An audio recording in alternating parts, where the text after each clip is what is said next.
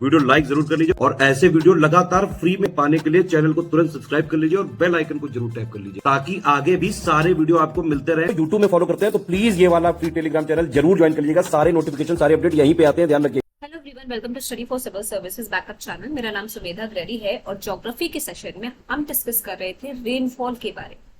हमने क्या देखा था कि जब मॉइस्ट एयर ऊपर की तरफ बढ़ती है, ऊपर की तरफ राइज होती है तो क्या होता है, कंडेंसिंग होने लगती है, क्योंकि टेम्परेचर में गिरावट आ जाती है। अब क्लाउड्स का फॉर्मेशन क्या होता है, कंडेंसेशन की वजह से। वाटर वेपर क्या होता है, condensation of water vapour around hygroscopic nuclei. Hygroscopic nuclei क्या होता है, टाइनी जो है 10 पार्टिकल्स को हम क्या बोलते हैं, हाइग्रोस्कोपिक न्यूक्लियाई। ठीक है, ये होता है पूरा आपका क्लाउड्स का फॉर्मेशन। तो रेनफॉल क्या होती है, rainfall occur when the clouds droplets इतने बड़े हो जाए, क्लाउड ड्रॉपलेट्स कि वो क्या एयर उनको होल्ड ही ना कर पाए, तो वो क्या होते हैं, फिर वो जो है बरसने लग जाते हैं, उसको हम क्या बोलते हैं, रेनफॉल। ये कितने प्रकार के, कन्वेंशनल, ओरोग्राफिक, फिर आपका आता है साइक्लोनिक या फ्रंटल। कन्वेंशनल क्या है, it occurs due to thermal convection current, ठीक है, caused by the insulation heating of ground surface. इसका मेनली आपका टाइम जोन कितना है, 2 से 3 बजे तक ऑकर होना हाई टेम्परेचर की वजह से, और लगभग 4 बजे तक स्टॉप हो जाना रेन। ठीक है, काफी हैवी रेन होती है उतने छोटे टाइम में। फिर आता है आपका orographic rainfall, when warm and moist air obstructed by hill या प्लेटो, तो क्या होता है, असेंड होने लगते हैं टुवर्ड्स स्लोप ऑफ द हिल या प्लेटो। ठीक है, और वहीं पे वो कूल डाउन हो जाती है। As a result it gets saturated और प्रोसेस ऑफ कंडेंसेशन स्टार्ट्स। अब rainfall caused by this process is called orographic rainfall. ये मेनली आपको उन जगहों पे मिलेंगे जहां से आपका हिल थोड़े पास में या माउंटेन पास पे। ठीक है, और जैसे जैसे हाइट इंक्रीज होती है रेनफॉल का अमाउंट भी बढ़ता जाता है। ये था आपका ओरोग्राफिक रेनफॉल। अब आ जाते हैं साइक्लोनिक या फिर फ्रंटल रेनफॉल पे। तो the rainfall caused by the cyclones are called cyclonic rainfall. ये तो डेफिनेशन ही आपका, मतलब नाम से आपको पता चल रहा है कि साइक्लोन्स के द्वारा जो रेनफॉल हो, ठीक है, उसको कहता है साइक्लोनिक। पर कभी कभी साइक्लोनिक देगा ही नहीं, फ्रंटल दे देगा, तो आपको पता होना चाहिए साइक्लोनिक या फ्रंटल क्या है। जो साइक्लोन्स की वजह से जो रेनफॉल, बारिश ऑकर होती है, उसको हम क्या बोलते हैं, फ्रंटल या cyclonic rainfall.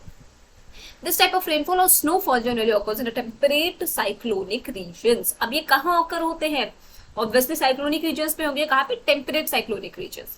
Cyclonic rainfall is caused due to ascending of moist air and adiabatic cooling caused by convergence of two extensive air masses of entirely different physical properties. अब ये हमने पहले भी देखा है कि क्या होता है जब दो डिफरेंट एयर मास एकदम डिफरेंट फिजिकल प्रॉपर्टीज की कन्वर्जेंस होता है उनमें, तो क्या होता है, एडियाबैटिक कूलिंग स्टार्ट हो जाती है। ठीक है, और यही सब प्रोसेस की वजह से आपका ऑकरेंस होता है साइक्लोनिक रेनफॉल का। ठीक, अब थ्योरीज ऑफ रेनफॉल हमें कहाँ से मिलती है या फिर कौन कौन सी थ्योरीज हैं, तो कोवेलेंस थ्योरी है, किसके द्वारा, ईजी बोवेन।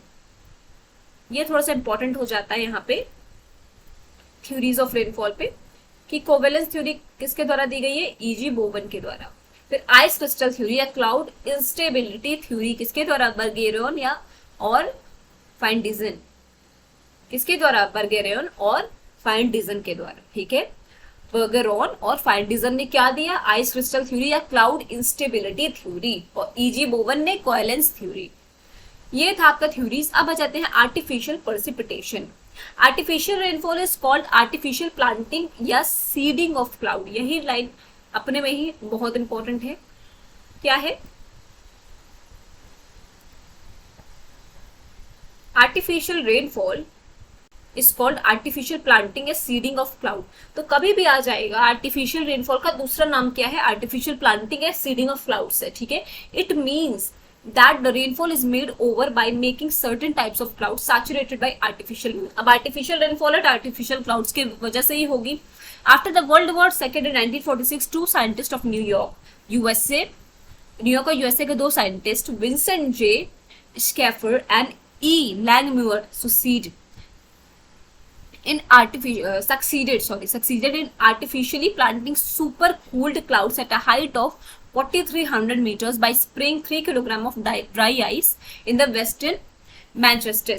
अब क्या था कि सेकेंड वर्ल्ड वॉर जो 1946 में, उसके बाद क्या हुआ, after second world war in 1946, 2 scientist New York York USA के, जिनका नाम था विंसेंट जे स्कैफर और ई लैंगमुइर, ने क्या किया, सक्सेसफुल रहे कि उसमें artificial plantation of super cooled cloud के आर्टिफिशियल प्लांटेशन उन्होंने की 4300 मीटर ऊपर। ठीक है, किसके द्वारा, बाय स्प्रेइंग, किसके द्वारा स्प्रे किया उन्होंने, 3 kilogram dry ice, solid CO2, ठीक है, in western Manchester, but this effort was only partial succeeded and caused only limited artificial rainfall over small area. अब इसकी वजह से बारिश तो हुई पर बहुत कम एरिया में, बहुत कम। Moreover this was a costly affair, और बहुत कॉस्टली भी पड़ा। Therefore it did not become popular. अब क्योंकि ये उतना जो प्रभावशाली भी नहीं था और महंगा भी था, साथ इतना पॉपुलर नहीं हुआ।